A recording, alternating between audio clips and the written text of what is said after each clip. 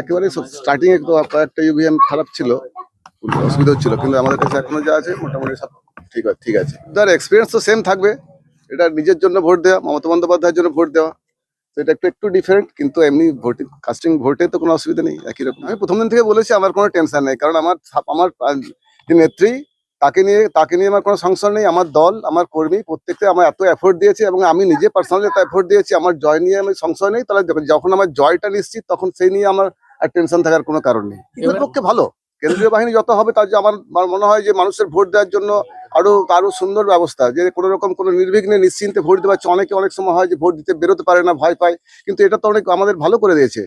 মানে ওদের বেশি ওরা যেটা ভেবেছে তার উল্টোটা হয়েছে। আমাদের মনে হয় যে মানুষ জনগণের ভোট দেওয়াটা আরো বেশি মানে স্বতঃস্ফূর্ত ভাবে হয়েছে। মানুষ স্বতঃস্ফূর্ত আসছে, ভোট দিচ্ছেন, চলে যাচ্ছেন। খুবই ভালো লাগছে। গণদেবতারাও লাইনে আছে, আমি তাদের পিছনে দাঁড়ালাম, লাইন দিলাম, ভোট দিলাম। গণতন্ত্রের প্রথম স্তম্ভ নির্বাচন। সেই নির্বাচন উৎসব বিগত 15 বছর ধরে যেভাবে দিকে দিকে খবর আসছে, তাতে মানুষ অতি উৎসাহে ভোট দিচ্ছে, তাদেরকে আমি প্রণাম জানাই। আমাদের সম্মানীয় নির্বাচন কমিশনার যেভাবে অটুট বন্ধনের মধ্যে নির্বাচন করার জন্য চেষ্টা করছেন, জানি না বেলা বাড়ার সাথে সাথে কতটা কি হবে।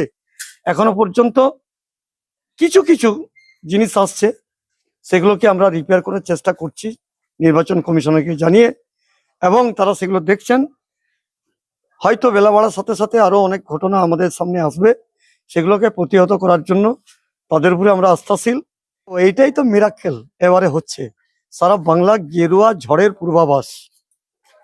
দেখুন, গত পরশু হাজারে হাজারে পরিযায়ী আমাদের ভাই বোনেরা, যারা অন্য রাজ্যে কাজের সন্ধানে গিয়েছিল এখানে কাজ না থাকার জন্য, তাদের এই ফিরে আসাটা এবং ট্রেনের মধ্যে যে ভগবান পুরুষোত্তম শ্রীরামচন্দ্রের নাম নিয়ে জয়ধ্বনি, এটা অভূতপূর্ব পরিবর্তন হচ্ছেই, একদম 100%। প্রথম কারণ যেটা হচ্ছে পরিবর্তন চাই, অবশ্যম্ভাবী যে ভোটের পার্সেন্টেজ গতবারের তুলনায় বাড়বে, আশাবাদী তো 100%। দেখুন, যে ছেলে 12 মাস পড়াশোনা করে পরীক্ষার সময় তাকে চিন্তা করতে হয় না।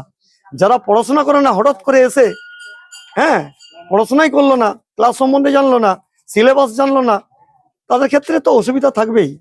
আমি 365 দিন 5 বছর ঘুরেছি, 310টা বুথে আমার সেখানে স্মৃতি রয়েছে।